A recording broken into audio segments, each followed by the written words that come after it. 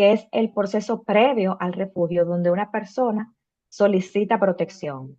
Es el procedimiento jurídico mediante el cual la persona, una vez llegada a un estado que no es su país de origen, solicita que se les reconozca el estatuto de refugiado. Pero mientras este proceso sucede, la persona es un solicitante de asilo y está determinada por cada estado en caso de que tenga vigente una ley nacional.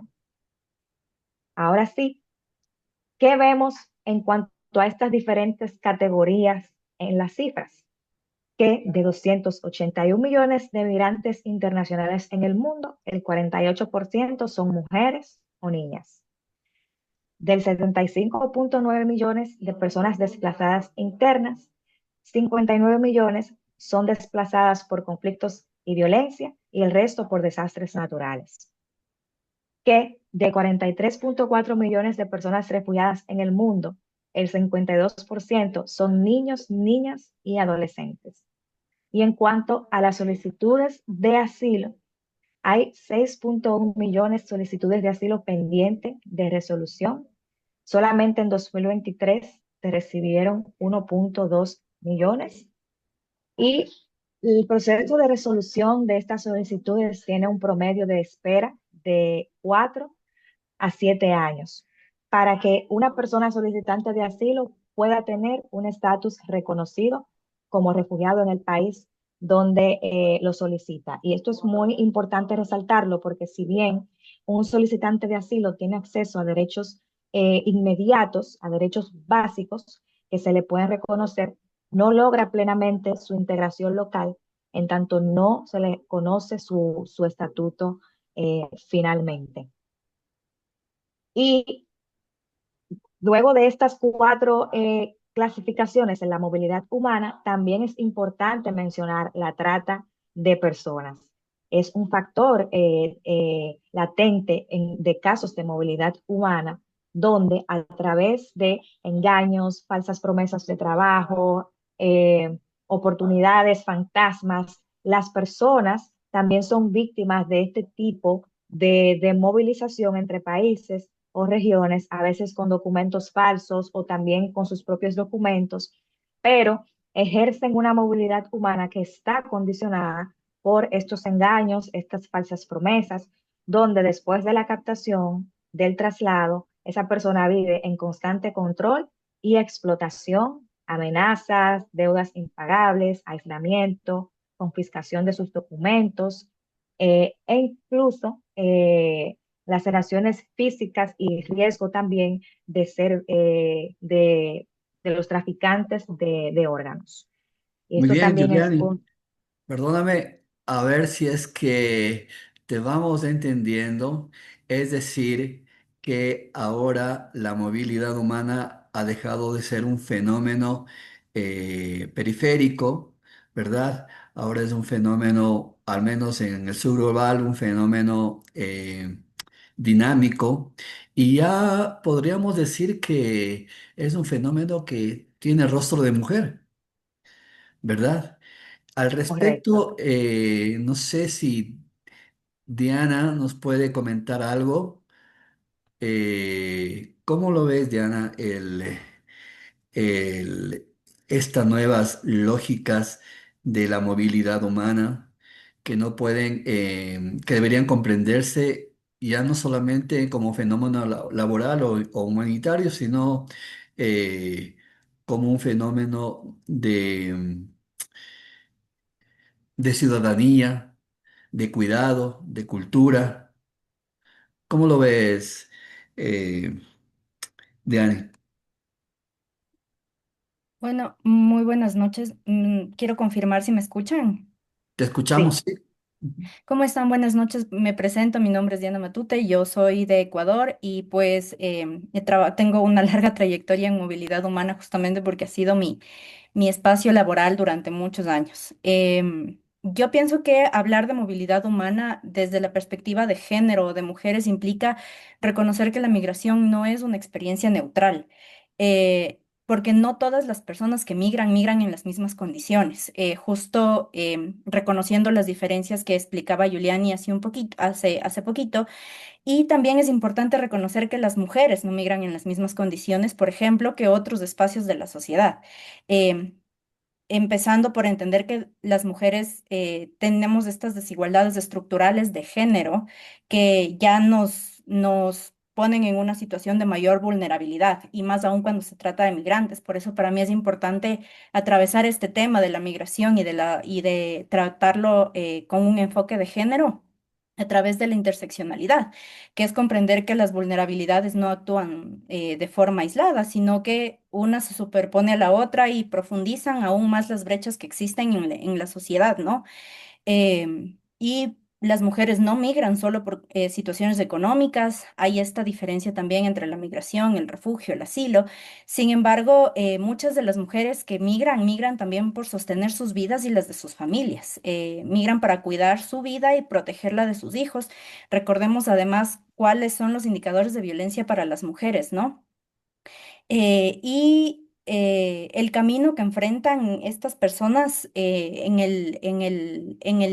perdón, el riesgo que enfrentan estas personas en el camino, ¿no? Porque no se trata solo de cuando ya llegan, sino que también hay riesgos en el proceso de tránsito. Y estas personas, estas mujeres, y muchas, porque ninguna de nosotras estamos libres de tener contextos que nos orillen a migrar. Podemos pasar por violencia sexual, trata de personas, explotación laboral, discriminación, barreras de acceso a salud, de acceso a servicios como salud, justicia y protección. Y aquí para mí es muy válido hacer hincapié en quiénes son las personas más expuestas a violencia sexual o tráfico sexual. Son específicamente las mujeres quienes cargan y cargamos con esta brecha estructural de que es sobre nosotros, sobre quien recae el peso de estas injusticias particulares, además de los niños, niñas y adolescentes, ¿no? Que también tienen un riesgo súper particular sobre estas situaciones. Pero para mí es súper importante entender cómo es que en este tránsito y en el proceso de migración, las mujeres cargan con estos pesos y estos riesgos aún más profundos que cuando se trata de otros grupos de la población. Ese es mi aporte y no sé, tal vez qué piense Giuliani o incluso Víctor sobre esta propuesta. Sí, yo pensaría que la migración femenina ya no es un fenómeno marginal, ¿no? Pero ¿a qué contribuye la migración en general a los países? Y no solo la migración en general, sino la migración femenina a los países receptores de población en situación de movilidad humana. ¿Será como hipótesis, será que que la migración femenina está contribuyendo a la reproducción del sistema económico global o al menos del sur global? ¿Cómo lo miras, Giuliani? Bueno, sí, en la intervención también aporto un poco a lo que comentaba Diana sobre las diferentes manifestaciones de los riesgos en el ciclo de movilidad humana de origen, tránsito, destino, qué padecen las mujeres, cómo responden a esto. Y también el tema de la interseccionalidad de las igualdades que comentabas y cómo se superponen, cómo una, cuando se interseca con la otra, sitúa a las mujeres en zonas máximas de vulnerabilidad. Por eso el enfoque interseccional exige respuestas diferenciadas y es algo que me gustaría también reforzar, porque los casos son diferentes. Pero respondiendo aquí ya a la pregunta, es que las mujeres cuando son capaces de desarrollar la agencia social y convertirse en agentes de cambio social ante estas barreras estructurales, desarrollan su capacidad de actuar, decidir, transformar el entorno, incluso desde toda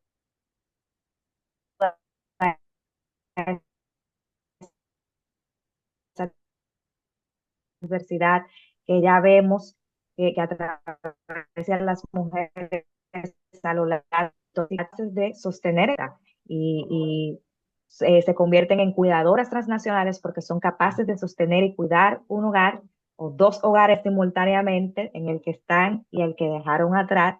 Son trabajadoras y proveedoras, aportan con remesas, emprenden, se organizan, se asocian, crean redes de apoyo y también finalmente se convierten en agentes de cambio social para el entorno que las recibe, donde se integran y también para el entorno que dejaron atrás.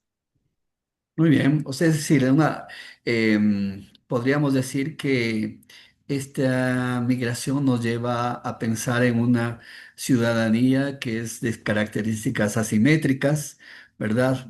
La movilidad, si bien la movilidad humana amplía redes sociales, ¿verdad? Pero restringe el acceso pleno a derechos sociales y hasta laborales en los países receptores de esta población.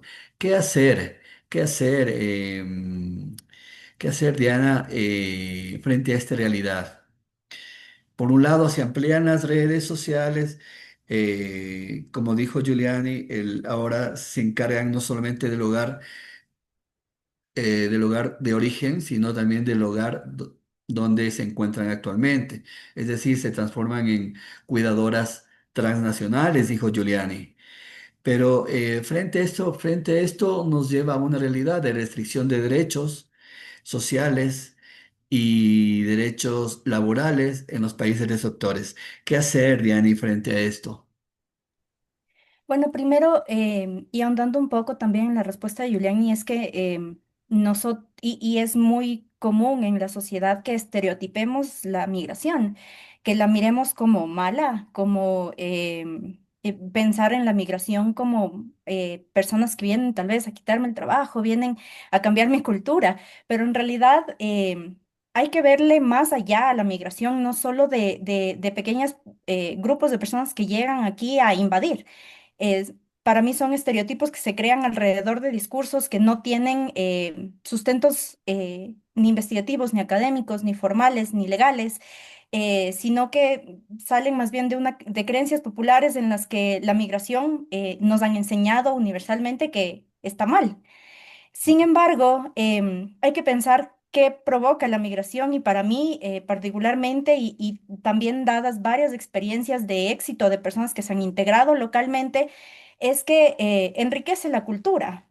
Ya no trabajamos solamente no trabajamos solamente con ecuatorianos, no nos vinculamos solamente con colombianos, sino que tenemos un gran margen de aprendizaje de otras culturas y esto es enriquecedor en realidad. Las mujeres, y hablando particularmente de las mujeres, como lo mencionaba Juliani, son agentes de cambio, de resiliencia, de reconstrucción de las comunidades quienes realmente se empoderan para lograr integración, para lograr generar comunidad y redes, son esas mujeres que no tienen más apoyo y que realmente tienen que generar todas las capacidades vitales, emocionales para eh, generar estos vínculos que les permitan sobrevivir. Y a través de estos vínculos también hay muchísimo crecimiento social, económico. Em, sí, por un lado tenemos todavía un montón de sesgos en las leyes que no permiten la protección integral. Sin embargo, lo que podemos hacer es seguir generando políticas públicas. Primero, para mí es un tema de Tengo conciencia, una ¿no? De reunión, saber que llegando a casa, pero bien en tardecito. un momento estamos y en el otro tal vez nosotras mismas tengamos que ser víctimas de algún proceso o conflicto que nos orille a migrar. Y a partir de eso y de comprender que se trata de un fenómeno dinámico, cambiante y que no sabemos en realidad cuándo va a suceder, pues hay que impulsar la generación de políticas públicas, un cambio, no sé si tal vez a través de capacitaciones, un cambio que permita también la sensibilización sobre qué implican los procesos de migración y de qué forma yo como persona del país puedo adaptarme a estas circunstancias también, ¿no? Perfecto, Diana. Creo que recojo tus últimas palabras, el tema de la sensibilidad, sensibilización, de la capacitación. Creo que son algunos de los elementos básicos, ¿no?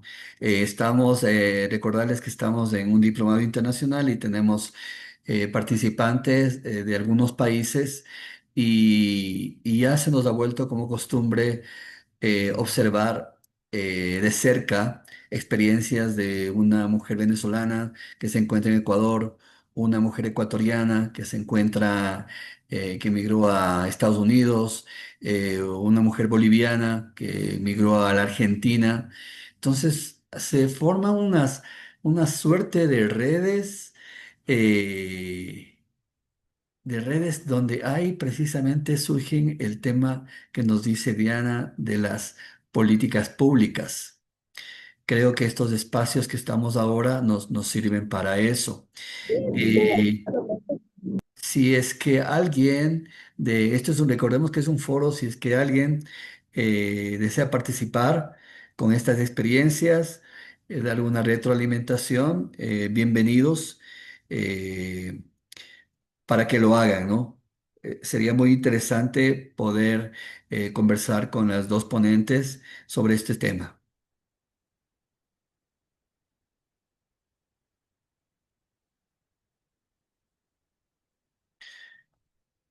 En todo caso, mientras se animan, Giuliani, Yo quiero participar, estimados. perfecto. Solo Sheila, que no adelante. sí, solo disculpen que no encontraba la manita virtual.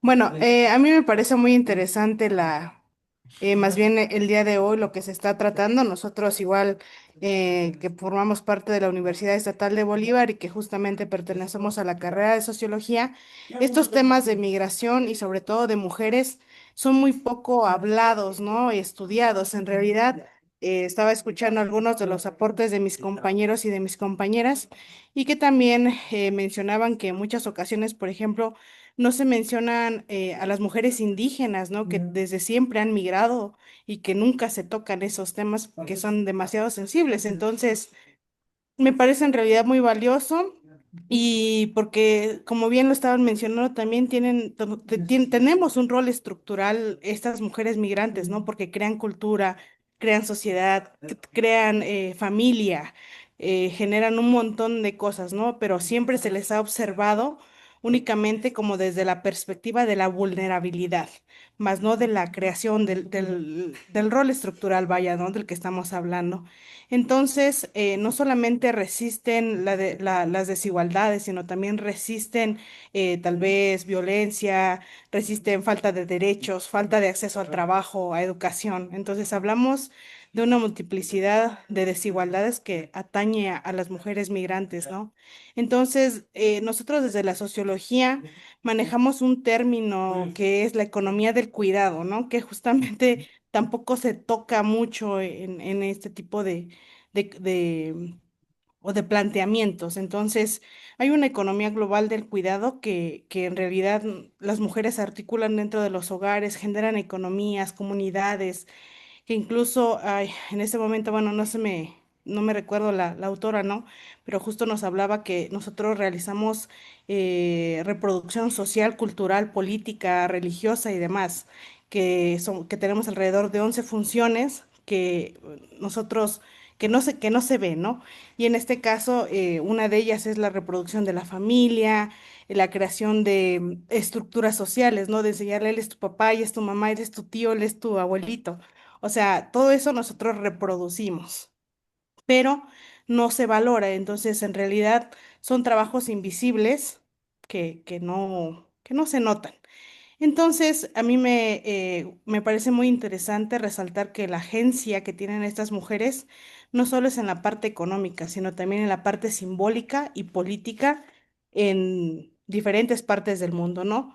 Y que tienen una cuestión muy marcada y su intervención en la defensa de los derechos, en la preservación de identidades culturales, en la creación de redes que atraviesan estas fronteras, me parece interesante. Entonces, hasta el título propio del día de hoy, que es la movilidad o algo así, creo que con rostro femenino, me parece excelente. Entonces, no son las mujeres migrantes sujetas de protección, sino también son actoras clave en la construcción o la reconfiguración social, económica y cultural de nuestras ciudades en todo el mundo, ¿no? Entonces, eso es a mí como que el aporte que yo quería realizar. Muchas gracias. Muchas gracias, Sheila. Claro, esto nos lleva, por ejemplo, al tema de la cultura. como capital social o como activo político. Eh, por ejemplo, no se habla mucho de eso, ¿no? Pero como recurso de las mujeres migrantes que preservan, por ejemplo, la lengua, preservan los modismos, preservan la gastronomía, los saberes medicinales, prácticas rituales y redes comunitarias que se van como superponiendo entre la cultura del país receptor. Es decir, hay como una amalgama de culturas, ¿no? Que eso ¿cómo lo abordamos? ¿Cómo explotamos eso, Giuliani?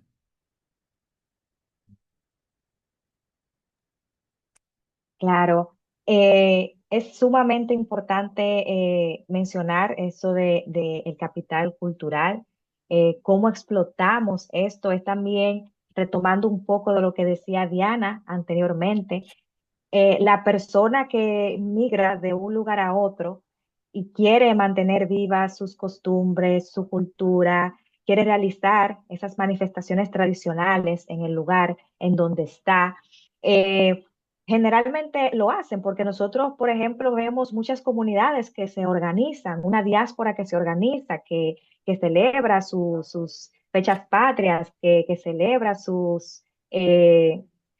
diferentes manifestaciones y tradiciones culturales en esos países hacia donde van. Pero volviendo un poquito a lo que mencionaba Diana sobre también la comunidad de acogida, cómo asimila eso, cómo la comunidad de acogida también puede de alguna forma valorar y beneficiarse de esas tradiciones que vienen de otros lugares, abrazar la diversidad, de alguna forma empatizar, tolerar y integrarse, retroalimentarse, que esa diversidad, que ese intercambio a nivel cultural pueda producirse. Pero como digo, si bien la comunidad que emigra de un lugar a otro perfectamente puede, frente a todo, mantener sus raíces, sus costumbres, hay un potencial de explotación si la comunidad de acogida también de alguna forma logra abrazar ese aporte que traen esas comunidades. Gracias, Giuliani. Tenemos la participación de Washington. Adelante, Washington. Hola, buenas noches. Les saludo muy fraternalmente desde la República de Colombia. Em, Estaba escuchando detenidamente las intervenciones y a mí me parece importante como hijo, como hermano de mujeres, ¿no? Hijo de una mujer luchadora, hijo de hermanas que han luchado todos los días, de hijas que están todos los días en este proceso transformador. A mí me parece que no hay que naturalizar a la movilidad humana o a la migración como un hecho positivo o como un hecho constructivo, ¿cierto? Porque se empieza a pintar como folclórico o como romántico o como un proceso al que se le quiere ver desde desde un maquillaje caro, ¿no? Desde un maquillaje fino. Y no es así. O sea, la movilidad humana, lamentablemente, en los últimos 50 años se han desarrollado de manera forzosa y obligatoriamente se han generado procesos de apoyo en los diferentes lugares de acogida, ¿sí? Pero no es porque ha estado planificado, o porque así tenía que darse, o porque la lógica dialéctica, o porque el marxismo o el capitalismo lo pensó. Ha sido un proceso forzoso que hay que verlo muy bien y detalladamente, y no solo con pinzas. Y no hay que hilar fino en eso, hay que hilar serio y de manera muy formal. Las luchas que han venido desarrollando nuestras madres, nuestras hermanas, nuestras amigas. Aquí tenemos varias mujeres luchadoras que pueden dar fe de eso, ¿no? Yo veo que están participando varias personas con las que hemos hecho procesos en diferentes formatos, ¿no? Inmigrantes venezolanas, todo el proceso de lucha por los derechos del acogimiento, compañeras de Quito que han luchado toda su vida y que han sido desplazadas de los mismos grupos humanos de mujeres, ¿no? O mujeres profesionales que trabajan en instituciones de Estado, que por alguna particularidad que no tiene que ver con la época son marginadas, ¿cierto? Eh, Repito, hablo como hijo, ¿no? No hablo como Washington, un hombre con historia andina. Hablo como hijo y como hermano y como amigo de mujeres luchadoras. Hago esta aclaración porque se puede pensar que los discursos de los hombres son machistas en relación o cuando hablamos de estas reivindicaciones. El siguiente tema que me parece que tampoco hay que naturalizar, ¿no?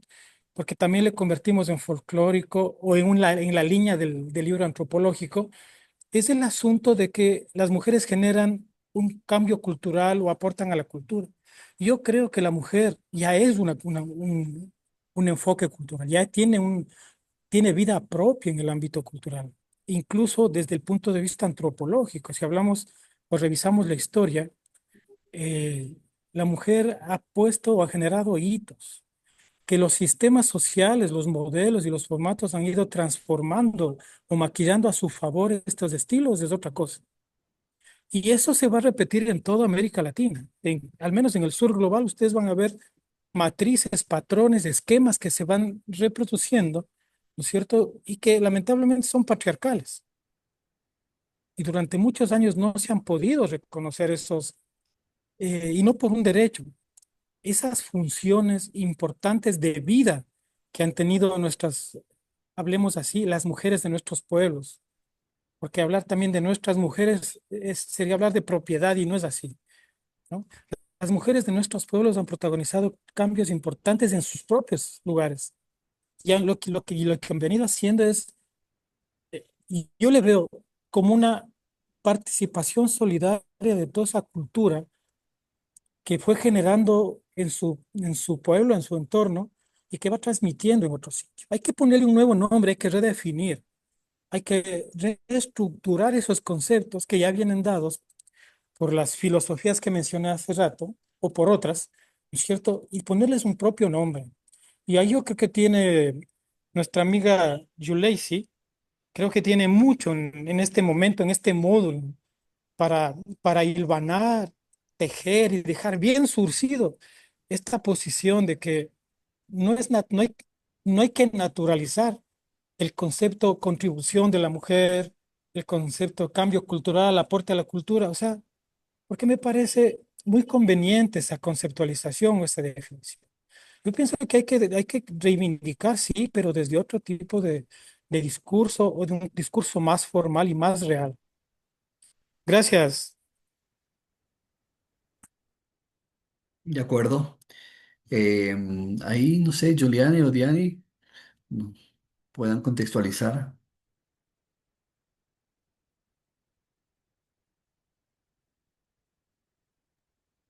Creo que Washington tiene mucha razón al no pedir la naturalización o la romantización de estos procesos, ¿no? Ni el de la migración, porque evidentemente hay problemas estructurales muy fuertes detrás de la migración, violencias, conflictos, pobreza, pobreza extrema, que es a lo que realmente hay que atacar, ¿no? Con lo que estoy completamente de acuerdo.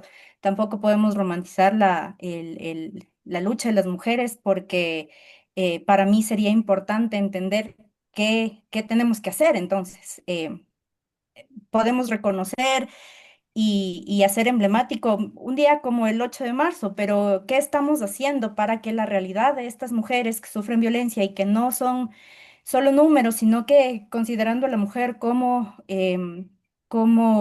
sujeto de derechos y a las mujeres migrantes también como sujetos de derechos, qué estamos haciendo y qué vamos a hacer para cambiar estos problemas estructurales que están generando la violencia y que están generando también toda esta migración?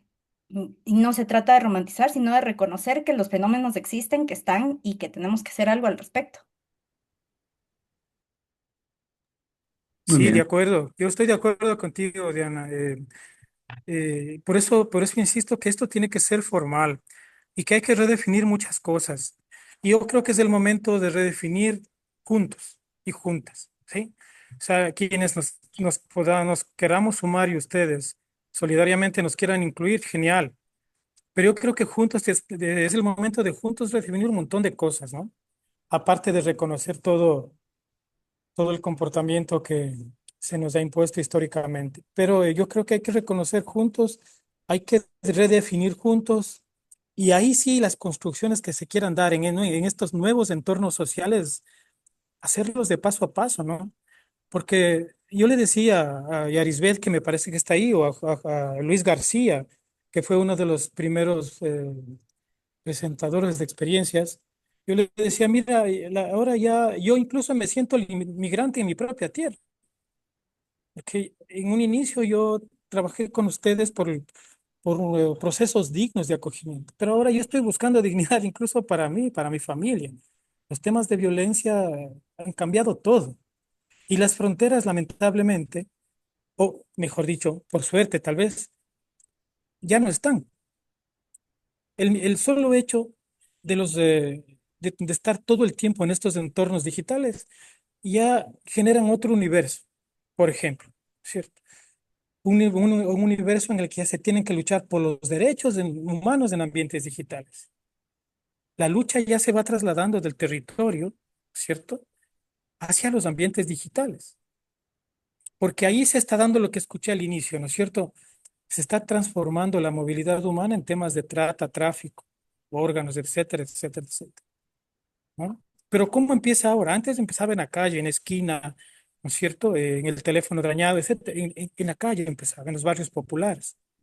Pero ahora empieza en las redes sociales y no es local, es universal. Tú puedes captar desde el África niñas y niños del sur de Chile. Puedes captar desde los Países Bajos mujeres de la selva, de la Amazonía ecuatoriana. O sea, también tenemos que considerar esos elementos e insistir en que hay que redefinir. Y yo creo que en la tarea que Giuliani tiene en este módulo, en estas pocas 4 reuniones que vamos a tener, tendríamos que generar una propuesta. El solo el hecho de hacer la propuesta ya estamos dando un paso importante. Y no quedarnos en cuestionar de que, es que solo la propuesta, porque es otra trampa, ¿no?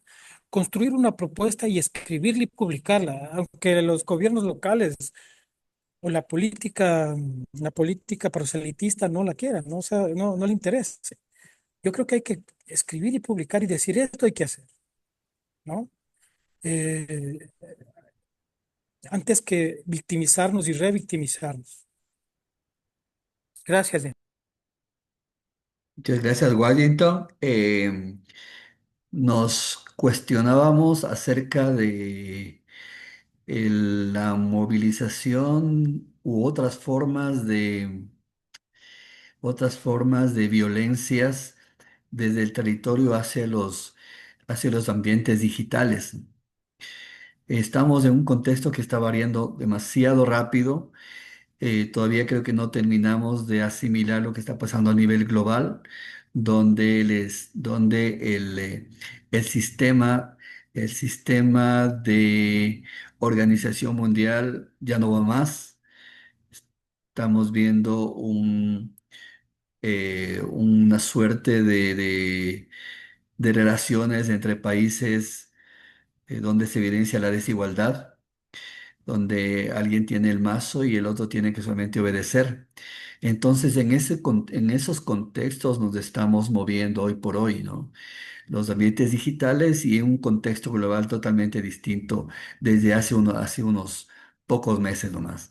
Veíamos en las clases anteriores acerca acerca de los derechos humanos, del sistema de los derechos humanos. ¿En qué quedan? ¿Cómo quedan? ¿Qué hacemos? Quizás ahí surgirían también nuevas preguntas frente a esta realidad que hemos estado como comentando. Julián, no sé, Diana, ¿qué propuestas podemos hacer desde el sur global, desde nuestra localidad, inclusive de aquí, desde nuestro espacio del diplomado? Para ir construyendo, hilvanando paso a paso algunas cosas que den respuesta a este nuevo mundo que no sabemos cómo manejarnos. Bueno, eso es bastante interesante porque ciertamente con lo que ustedes han planteado ahora de esta evolución digital, eh, hay dos vertientes. Primero, que en sí la brecha digital que existe también es una brecha de derechos porque las desigualdades que hay en el acceso a estas nuevas herramientas, a estas nuevas tecnologías, que cada vez más resultan casi que necesarias para nosotros poder de alguna forma desempeñarnos como personas en nuestro trabajo, en nuestro quehacer, a nivel educativo, personal, profesional.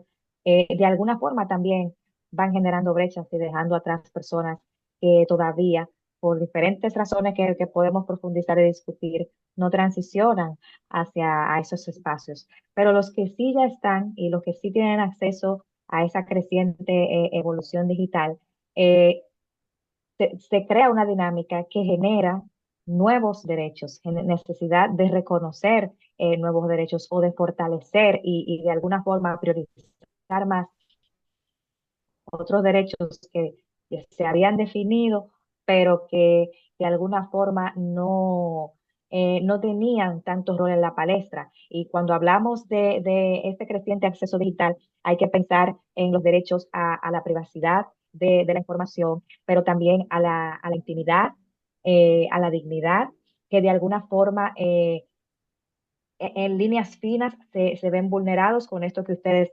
estaban mencionando. Pero lo que podemos hacer es que hay que comenzar a crear las condiciones habilitantes para que se cree de alguna forma una gobernanza digital donde todos esos derechos puedan confluir, donde todos esos derechos puedan converger, ser reconocidos y ser protegidos.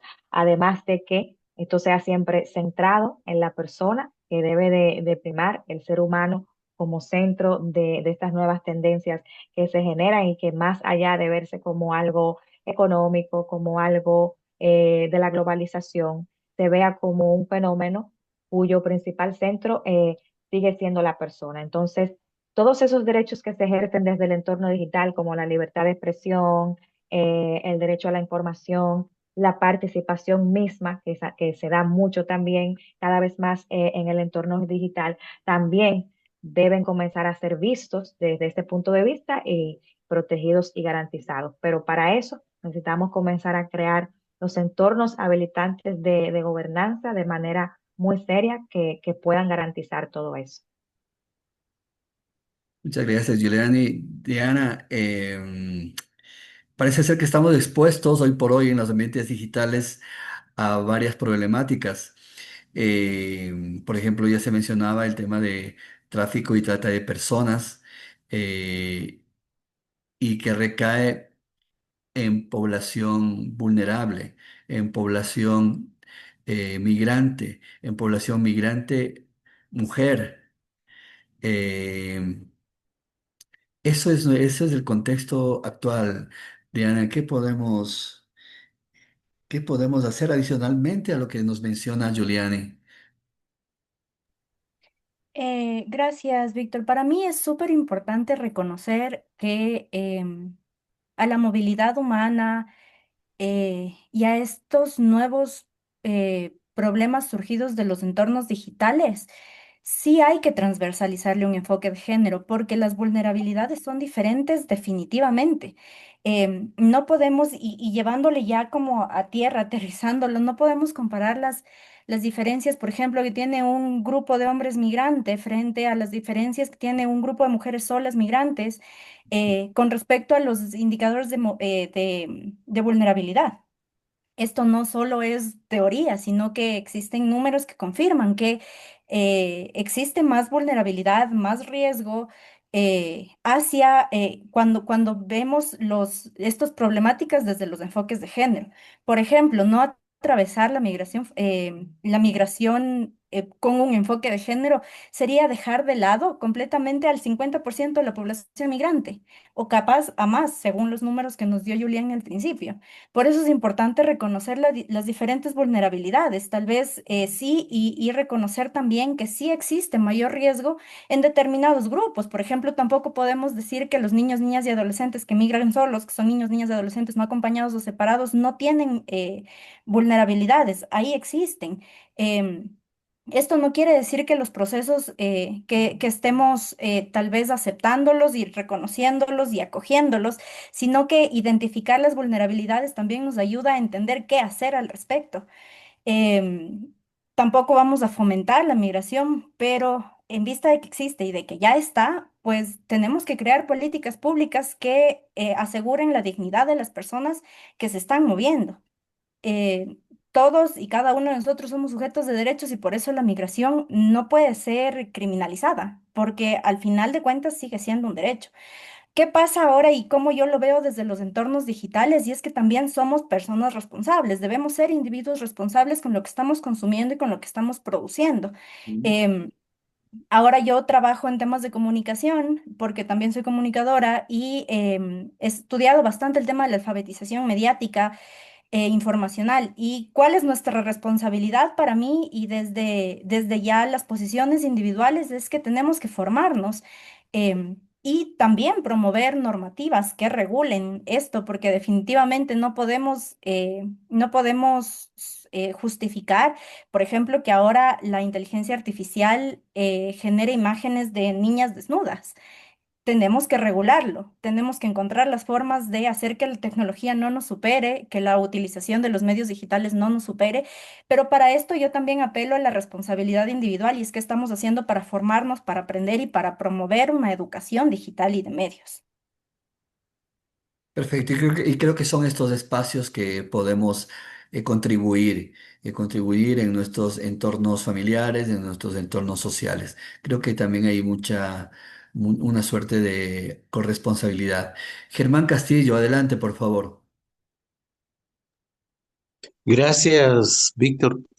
Yo creo que es importante también, he escuchado qué interesantes las reflexiones de los compañeros que se han presentado y yo quería solo hacer y poner en consideración, ¿no?, el hecho de que las diversidades sexogenéricas en las migraciones también son de esos grupos que han sido eh, fuertemente golpeados, ¿no?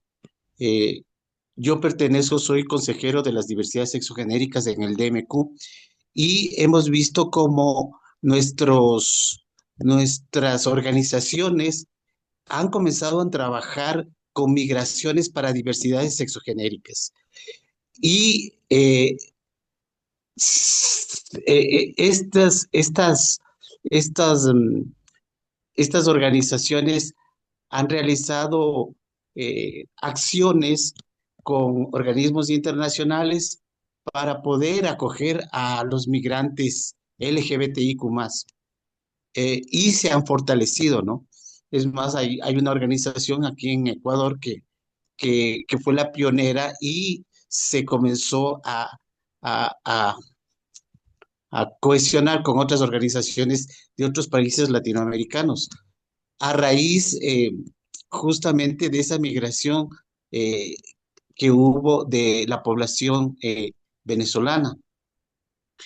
Eh, pero yo al comienzo también veía que cómo es posible en el Ecuador, hemos tenido unas olas de migraciones, ¿no? Primero colombiana, hubo un tiempo cubana y un tiempo dominicana, haitianos, pero en ese tiempo no existía estas redes de apoyo, pero cuando comenzó la migración venezolana, las organizaciones eh, que la OIM y algunas organizaciones comenzaron a dar fondos, pero grandísimos, para que se acoja a este grupo cuando hay, que todavía sigue, es la migración venezolana. Entonces, también estos apoyos, que yo me voy a eso, estos apoyos también contribuyeron a ese manejo geopolítico de, es una manera ahora de como, no es incentivar, sino es una manera de saber que vamos a apoyar a la migración venezolana. ¿Por qué no se apoyó antes o no se dieron fondos cuando existían las otras migraciones? Entonces, ahí también hay un interés geopolítico que interviene. Eh, Ese es mi punto de, quería dar esta forma de pensar. Eso es todo, gracias. Muchas gracias, Germán. ¿Alguien más que quiera participar? Sería interesante que lo hagan como para aprovechar la presencia de nuestras dos expertas. Tal vez un poquito solo para tomar el tema que Por mencionaba favor. Germán. Es evidente que Ecuador ha tenido un montón movimientos migratorios. Haití, Colombia, Venezuela, Cuba. Tenemos barrios específicos donde se asientan las personas en movilidad humana. Son dinámicas súper complejas que se tienen que abordar. Em, y evidentemente detrás de todas estas situaciones hay conflictos, hay intereses políticos, hay intereses económicos que evidentemente están jugando con las necesidades y las dinámicas de las personas, ¿no? De las familias. Pero también es importante entender cómo juega la cooperación internacional ahí, porque muchas veces a quienes en algún momento trabajamos en la cooperación internacional nos acusaban de por qué les están dando alimentos a los migrantes, por qué les están apoyando a ellos sí y a ellos no. Y es importante entender que detrás de los fondos que entregan a la cooperación internacional, a las fundaciones, eh, a los representantes de las Naciones Unidas, incluso, sí, hay intereses políticos y de sostenibilidad y de desarrollo detrás. Sin embargo, estas organizaciones obedecen a esas dinámicas, ¿no? Y que no son dinámicas tampoco, no son dinámicas libres de culpa. Detrás, evidentemente, de todas estas dinámicas, sí hay intereses, como les menciono, que se mueven y que determinan la viabilidad para la atención a una persona y a otra no. Sin embargo, este es justamente el movimiento de la cooperación internacional, es cómo funciona para dar atención, pero creo yo que hay que enfocarse sobre todo en entender que estas personas víctimas de movilidad humana, víctimas de violencia, víctimas de falta de atención, son sujetos de derechos y a lo que hay que atender es justamente a intentar promover desde nuestros sitios, desde nuestras posiciones, qué se está haciendo y cómo vamos a lograr que todos estos derechos que están siendo vulnerados ahora pasen a ser protegidos. Muchas gracias, Diana. Discúlpame. Gracias, Víctor. Mi última intervención porque tengo que trasladarme. Adelante. Diana ha encontrado la punta del ovillo de un montón de procesos que se vienen dando en el mundo, ¿sí? Y esa punta es la cooperación internacional. Y recuerda, Víctor, que ese fue el motivo de la construcción de este diplomado internacional. Es decir, nuestro diplomado que habla de liderazgo ético en los recursos de organizaciones gubernamentales y no gubernamentales, tiene esta naturaleza, ¿no? Es decir, cuestionar de manera positiva esos procesos para evidenciar cuáles son las costuras débiles de esos procesos y más bien proponer las alternativas para una atención, podemos llamarle así, no sé, para una atención humanitaria efectiva, en donde los recursos se puedan planificar en conjunto con las personas beneficiarias o sujetos de derechos, como dice Diana, ¿no? Porque ese ha sido un problema desde hace mucho tiempo también. ¿Qué sucede con la administración, con los fondos? ¿Qué sucede con los procesos? ¿Cuáles son los resultados? ¿Cuántos cambios, ojo, cuántos cambios se han construido y generado a partir de las, entre comillas, inversiones internacionales no gubernamentales en este caso, para temas de movilidad humana, como, o en otros casos, por ejemplo, ¿no es cierto?, para el desarrollo adecuado de las culturas ancestrales, o que sea. Pero en este caso es la movilidad humana y la mujer, ¿no es cierto?, como motora de movimientos que han sostenido temas positivos de la movilidad. ¿Dónde están esos resultados? ¿Cuántos son? ¿Cuántos cambios ha habido? ¿Cuántos millones de personas han sido beneficiadas positivamente con cambios positivos? Es decir, de ese millón de, de personas a las quienes se les ha asistido en el sur global, ¿cuántos de los hijos de estas familias han podido terminar la educación superior con esos recursos? ¿O cómo se les ha apoyado? ¿Cuántos niños han podido terminar la escuela o el colegio? En el caso del Ecuador. ¿Cuántas madres se han podido insertar en los sistemas laborales de manera sostenida? ¿Y hasta dónde ha llegado el aporte? ¿No es cierto? ¿Cuál ha sido la planificación para hacer ese emprendimiento sostenido, sustentable y autosustentable? Hablando desde los conceptos tradicionales, ¿dónde está ese resultado? ¿No es cierto? Porque hay algunas estadísticas y son muy bonitas, ¿no? Pero en territorio, ¿dónde están? ¿Dónde están esos cambios? ¿Dónde están esas comunidades de personas beneficiadas del recurso económico asignado para movilidad humana y que así ha generado cambios y transformaciones? Se han asentado adecuadamente y ahora están fructíferamente trabajando y viviendo en base a su identidad, en base a su cultura, en base a sus recursos y de una manera digna. ¿Dónde está eso? ¿Es cierto? Y nuestro amigo ya nos hablaba de las diversidades. ¿Dónde está esa inversión? ¿Cuántos cambios en relación solamente al comportamiento de las sociedades en relación a las diversidades? Para no sesgar, y vamos a hablar de diversidades, porque también están los negros, están los indígenas, están los pueblos no contactados, que nadie les parabola, ¿no es cierto? O sea, ¿qué está pasando con eso? ¿Qué vamos a hacer? ¿Qué política pública vamos a proponer? ¿No es cierto? ¿O de qué depende la propuesta y la construcción de una política pública con ética, con liderazgo ético, donde los recursos gubernamentales y no gubernamentales no vayan a las personas, sino vayan al, al objetivo al que tienen que llegar las personas?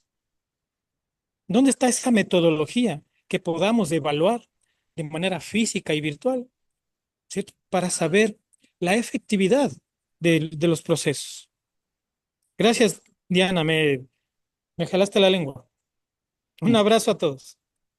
Gracias, Wellington, tu participación. Sí, nos dejas con algunas preguntas que creo que es uno de los espacios que queremos contribuir, ¿no? Le damos ha pedido un espacio, José Manuel. Adelante, por favor. Hola Víctor y compañeras, compañeros, estaba escuchando atentamente las presentaciones que venían haciendo, bueno, y los diálogos que se fueron estableciendo desde hace ya un rato, ¿no? Y como que, bueno, hay muchísimas cosas, digamos, para pensar, para reflexionar, para considerar. Em, En la última intervención se hizo referencia a los organismos de cooperación y también se hizo referencia a instituciones que tienen que ver con la gobernanza global, digamos, ¿no? Supranacionales. Em, yo lo que advierto poco a partir tanto de mi rol, digamos, como presidente del Observa la Trata y las discusiones que tenemos al interior de la red, como también de las investigaciones que llevamos adelante en la Universidad de Buenos Aires y desde la vida cotidiana, me animaría a decir, es que hay un retroceso impresionante en términos de derechos humanos, tanto en nuestros estados en particular, como a nivel de las instituciones de la gobernanza global. Yo creo que nunca antes pudimos observar una debilidad de las características actuales en Naciones Unidas, por ejemplo, o en el sistema interamericano. Por ejemplo, la OIM, aquí en la Argentina, que coordinaba digamos, no solamente la Argentina, sino coordinaba también con Uruguay y no recuerdo si creo que con Paraguay también, digamos, fue desfinanciada y prácticamente desapareció, ¿sí? Prácticamente desapareció. Todo lo que tiene que ver con las políticas de derechos humanos eh, en nuestro país y en los países del Cono Sur que han abrazado en los últimos años políticas o gobiernos, digamos, neoliberales o neoconservadores, porque ni siquiera son neoliberales, digamos, el retroceso en términos de políticas de derechos humanos es impresionante, digamos, impresionante. Todavía nosotros tenemos una ley, en la Argentina tenemos una ley de migraciones bastante adecuada a estándares internacionales de derechos humanos, pero no sabemos cuánto tiempo eso va a durar, digamos, ¿verdad?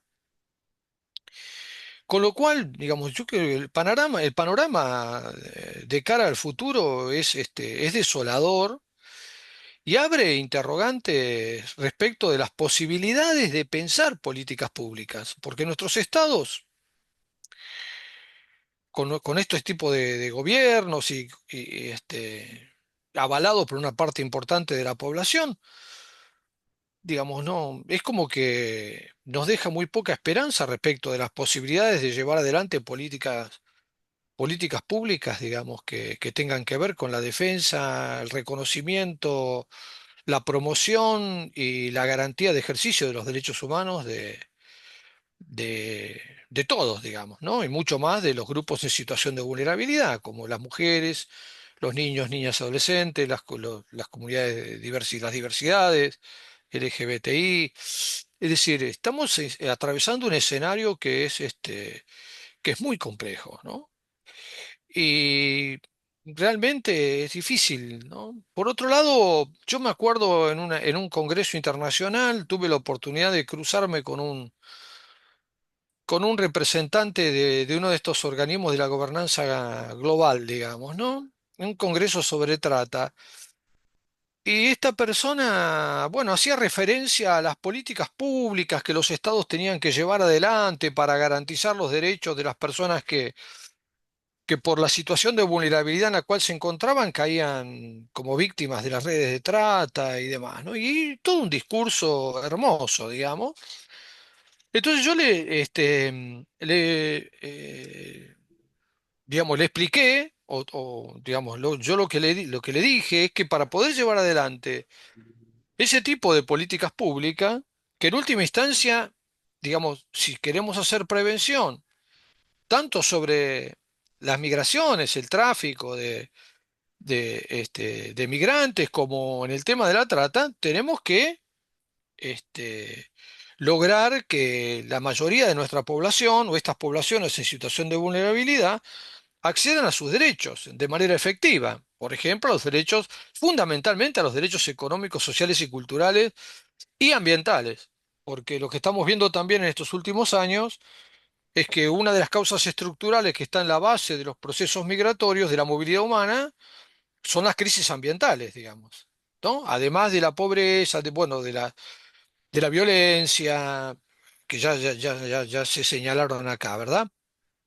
Ahora, para poder llevar adelante esas políticas públicas, es necesario otorgarles presupuesto, ¿no? Si dentro de mi política pública está el establecer casas de refugio y de cuidado para personas en situación de movilidad humana, digamos, esas casas de refugio se tienen que mantener presupuestariamente, tiene que haber un presupuesto, una línea de financiamiento del Estado para poder solventar los gastos que implica llevar adelante una institución de esas características, ¿verdad? Ahora bien, los socios de estos organismos internacionales, que son los organismos de financiamiento, como el Fondo Monetario, el Banco Mundial y demás, nos piden a nuestras sociedades que ajustemos las cuentas públicas. Cuando nos piden que ajustemos las cuentas públicas, nuestros estados lo que hacen es ajustar, es cortar el hilo por lo más delgado. Es decir, ¿qué es lo primero que se recorta? Los gastos sociales.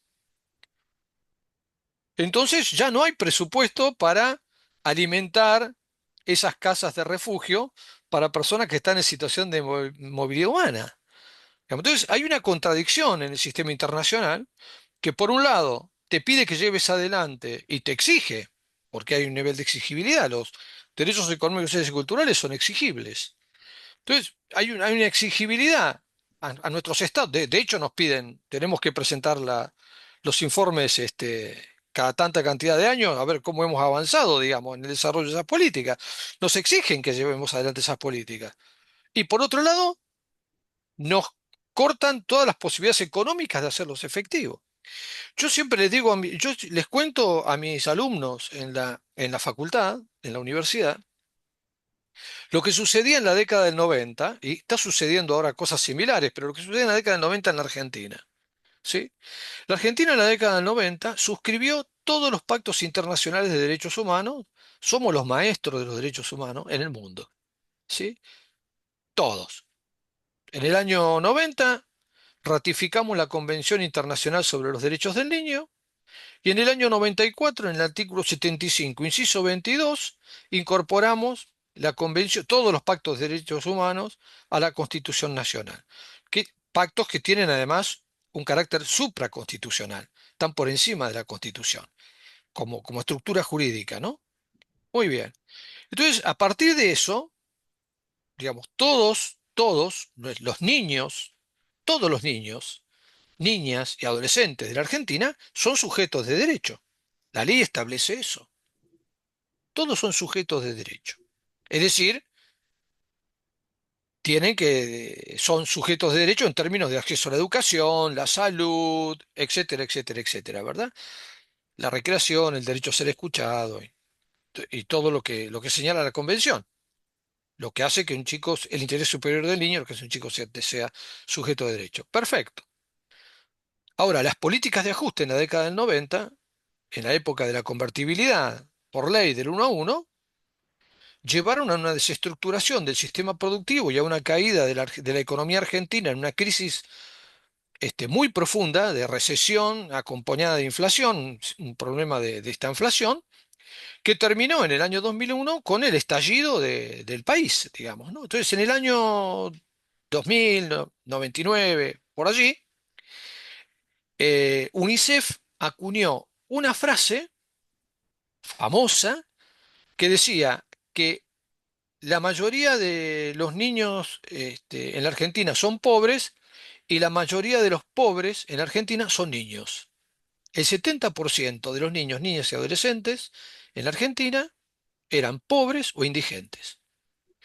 Con lo cual, esta cuestión de los sujetos de derecho era un artículo de la ley, era tinta escrita en un papel, pero en los hechos concretos no había sujeto de derecho en Argentina. Los chicos no eran sujetos de derecho, porque no podían acceder a la educación, porque no podían curarse, porque no podían comer las cuatro comidas, no podían alimentarse, digamos, de la manera adecuada, porque sufrían hambre, porque... ¿Dónde está el sujeto de derecho? Entonces, hay una contradicción en el sistema internacional que se viene agudizando en los últimos años a partir de la caída de la globalización. Acá se habló de la globalización. Bueno, noticia de último momento, la globalización no existe más. El mundo se está reconfigurando, digamos, ¿no? La globalización es la globalización económica, ¿no? Dominada por Estados Unidos. En este momento Estados Unidos está tratando de rascar el fondo de la olla para no caerse del sistema porque los chinos se lo están comiendo vivo. Entonces están tirando bombas por todo el mundo, están, ¿no? Redefiniendo, digamos, la geopolítica mundial. Y ese proceso de refinanciación, de reconfiguración de la geopolítica mundial, viene acompañado de gobiernos fascistas, autoritarios. ¿Qué derechos humanos? Digamos, no hay derechos humanos. Digo, estamos cada vez peor, digamos, no sé. Es decir, tenemos muy pocas esperanzas al respecto. Esto no significa que no se puedan hacer cosas, pero realmente, digamos, las esperanzas son pocas. Nosotros lo que planteamos en nuestra investigación, en la universidad y demás, ustedes saben que había en un viejo texto de Robert Castell que se llamaba La metamorfosis de la cuestión social. Hay una compañera acá socióloga, una colega, yo soy sociólogo también. Él ahí analizaba un fenómeno que era el fenómeno de la exclusión social, ¿no? La exclusión social, sobre todo por la crisis del salariado, decía él. Bueno, hoy ya sabemos que el salario tiende a desaparecer, la empleabilidad tiende a desaparecer, no el trabajo, porque siempre va a haber valor de uso, digamos, producción de valor de uso, pero sí estamos en un problema desde el punto de vista de la empleabilidad. Ahora bien, este, lo que nosotros observamos es que estamos avanzando a nivel en nuestras sociedades, digamos, y particularmente en Occidente, hacia procesos ya no de exclusión social, sino a procesos de exclusión-extinción social.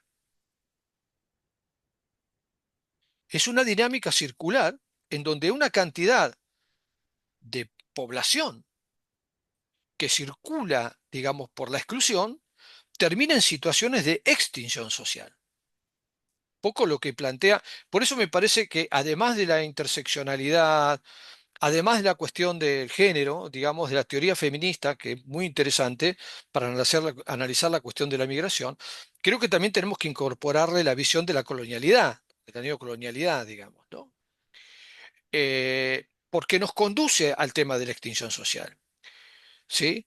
Y en esto podemos recaer en el pensamiento de Bembé cuando analiza la necropolítica, digamos. Hay dispositivos necropolíticos que operan en nuestras sociedades que producen la muerte, digamos, que dejan vivir, como dice Bembé, ¿no? Al revés de la biopolítica, invierte, da un giro de 180 grados respecto de la concepción de la biopolítica de Foucault, y lo que aparece son, digamos, procesos em, de necropolítica. Es decir, donde lo que se administra es la muerte. Bueno, lo estamos viendo en Gaza, lo estamos viendo en Estados Unidos, digamos, ¿no? Hay dispositivos que producen la muerte, que producen la extinción de una población, de una parte de la población mundial.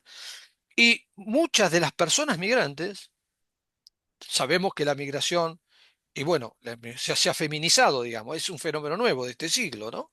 Antiguamente migraban los hombres, las mujeres se quedaban en el territorio, llevando adelante las políticas de cuidado en su hogar y demás, los hombres migraban, mandaban las remesas, bueno, eso ha cambiado. Hoy una cantidad muy importante de la población en situación de movilidad humana son mujeres y hasta niños, y hasta niños no acompañados, ¿no? Eh, Ahora bien, una cantidad importante de esta población en situación de movilidad humana cae presa de estos dispositivos necropolíticos. En México es clarísimo, cuando son tomados por las bandas de narco y son utilizados para vender, son secuestrados, se les saca el dinero, son utilizados para vender o para producir estupefacientes, o son víctimas de trata sexual, las mujeres, todas terminan siendo víctimas de trata sexual, y finalmente cuando ya no sirven más, les pegan un tiro y las tiran en una zanja, o hay fosas comunes, está lleno de fosas comunes, México. Entonces, yo creo que estamos en un escenario realmente complicado, que es difícil esperanzarse, digamos, respecto del futuro. Y es difícil pensar qué políticas públicas uno puede plantear en un escenario donde nuestros estados son cómplices de este proceso. Digamos, forman parte del problema, no de la solución. ¿Sí? Todos saben, no sé, en la Argentina, que por ahí es un país que no se caracteriza por la cuestión del narcotráfico, ¿eh? Pero todo el mundo sabe, aquí la zona más caliente es la ciudad de Rosario, en Santa Fe, la provincia de Santa Fe. Todos saben que la estructura del Estado está permeada por la lógica del narcotráfico. Todos lo saben.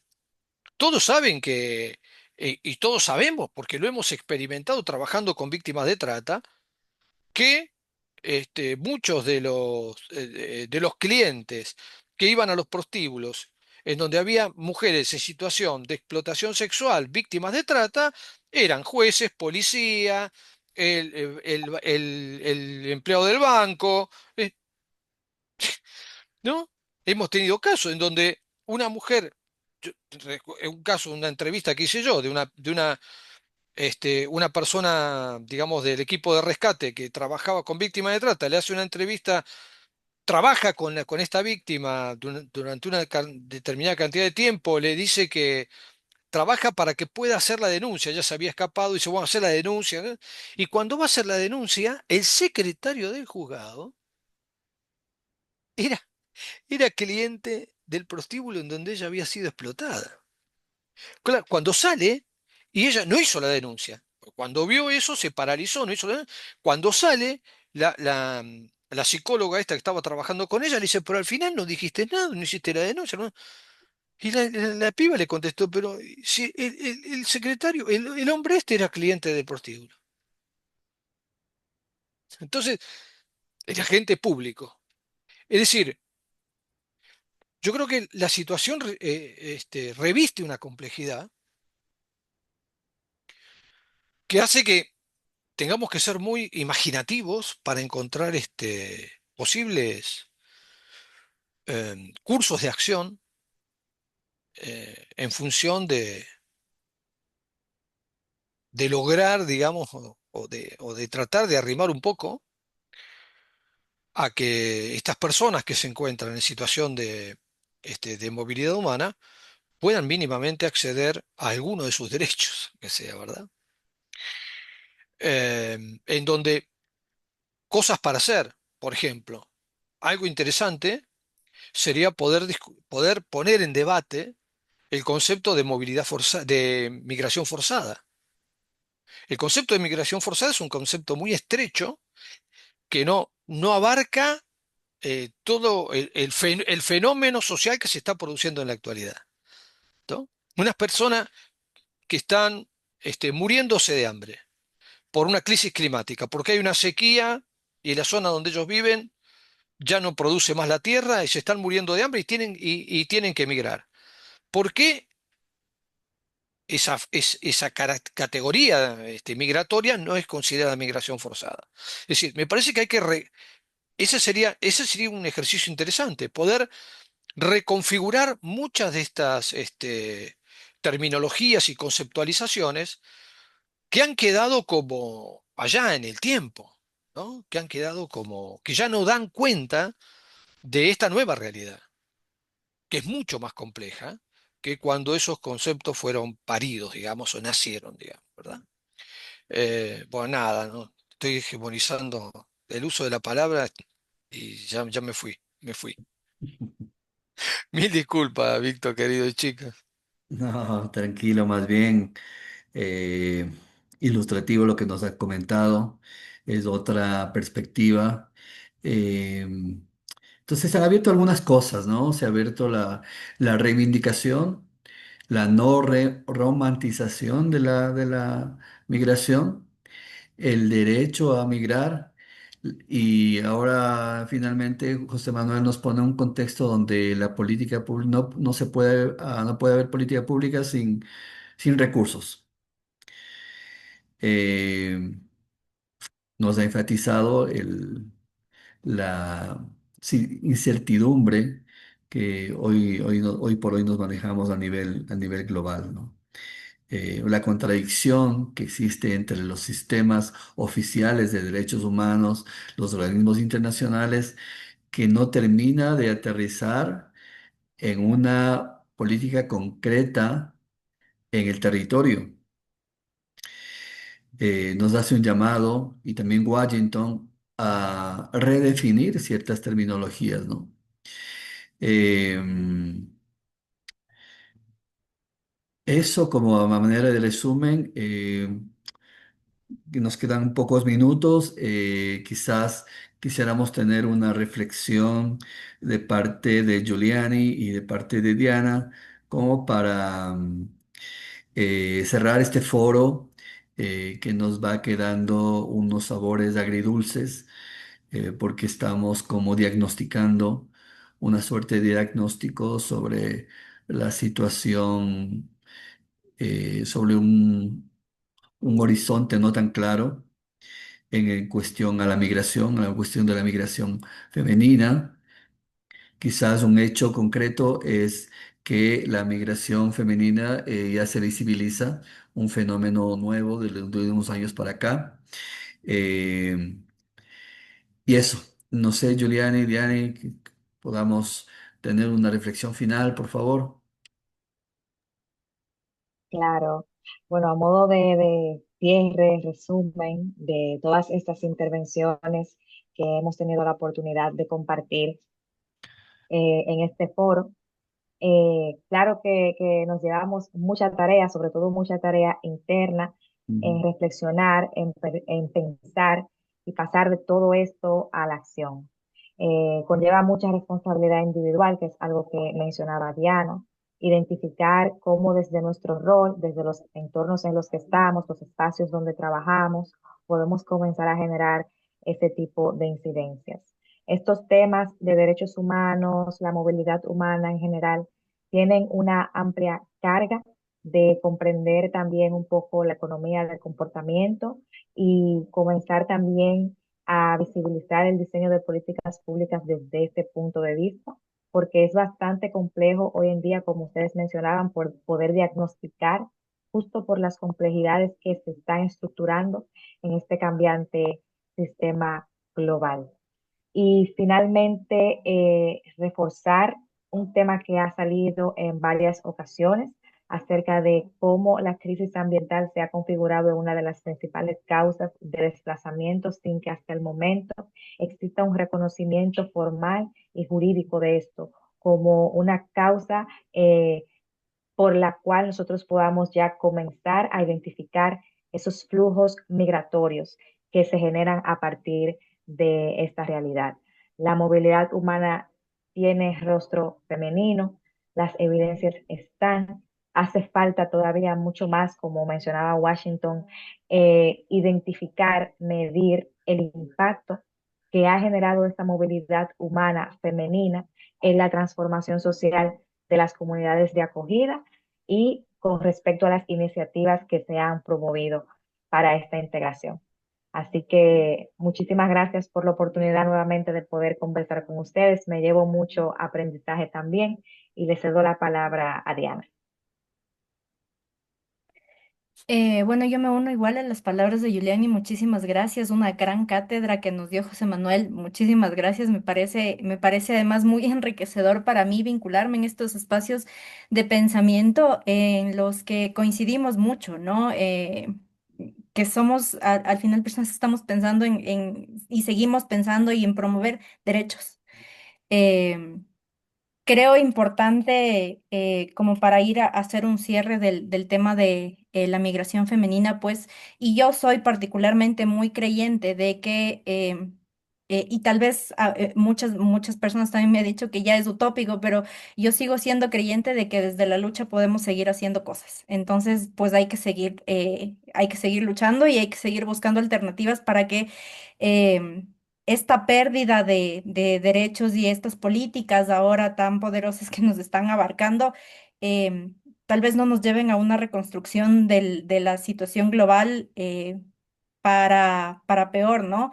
Estas situaciones siempre han enriquecido al rico y empobrecido más al pobre y yo espero en algún momento que la situación cambie y que ahora le demos la vuelta a esta dinámica. Parece utópico, pero pues desde las luchas para mí se sigue haciendo cosas pequeñas.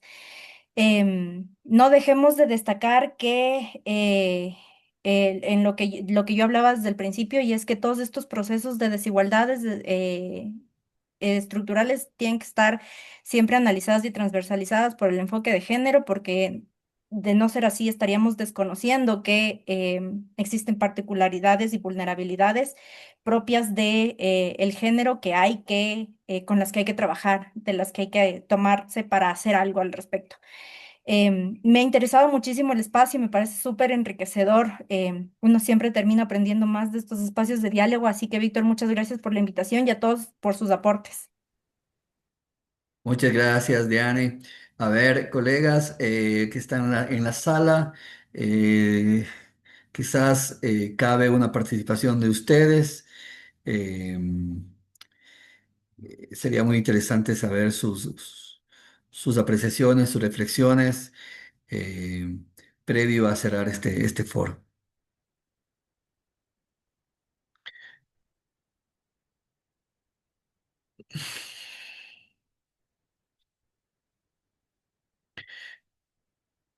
Si no se animan, bueno, eh, sí dejarles en contexto que este es como la primera clase. Buenas noches. No A me ver, permite alzar la mano. Bueno, de ante todo, mil disculpas porque el día martes no pude asistir. Todo relacionado también con lo que está pasando dentro del país porque me dedico a la ganadería y bueno, pues hubo un robo en este caso de ganado. Por lo tanto, no me pude conectar el día martes más allá por todo el tema de estar en trámites legales y todo. Entonces, no sabía la dinámica de hoy día y por ende no sé cuál fue el trabajo que se hizo con todos los compañeros hoy día. no, no, la dinámica de hoy día fue realizar este foro, un foro de apertura de la segunda parte del módulo Derechos Humanos y Movilidad Humana. Entonces no hay tarea, simplemente es registrarse en el formulario de asistencia que les dejé ya en el chat. Y más bien la idea fue generar un espacio de reflexión como para retomar las pilas, como decimos acá, y continuar en las tres clases siguientes con Giuliani, que nos va a facilitar y va a profundizar los temas de movilidad humana. Por favor, adelante, Irma. Buenas noches con todos. Muchísimas gracias a Diana, a Giuliani y a José Manuel y Washington también que nos entregaron una información muy valiosa. Y pues sí, nos quedamos con esa incógnita, con esa tarea, diría yo, de poder ir armando conjuntamente nuevas herramientas, nuevas textos que podamos nosotros ayudar a fortalecer a este tema de la movilidad humana, sobre todo en el tema de mujeres, porque la mujer es la más vulnerada, pero es la que más se pone con coraje, con ñeque para hacer las cosas en cualquier lugar a la cual ella llegue. Por primero, necesitamos fortalecer más este apoyo psicológico, el ayudar es a que ellas se vean más valoradas y también para que ellas sigan replicando sus costumbres, sus culturas en cualquier territorio que la vida les haga llegar. Ese es un trabajo muy grande que tenemos cada uno de nosotros por medio de este diplomado para poder ser esa herramienta y ese medio para que podamos ayudarnos conjuntamente a fortalecernos, porque es cierto que nosotros contamos con el apoyo del hombre, del sexo contrario de nosotros, pero si nosotros no nos ponemos primero en fuerza de manera directa desde uno primero y luego para poder transmitir y ayudar al resto, va a ser muy, muy difícil.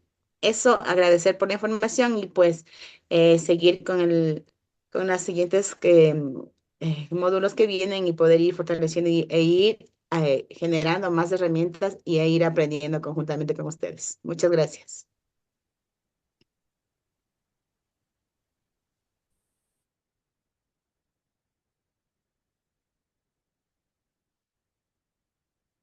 Muchas gracias.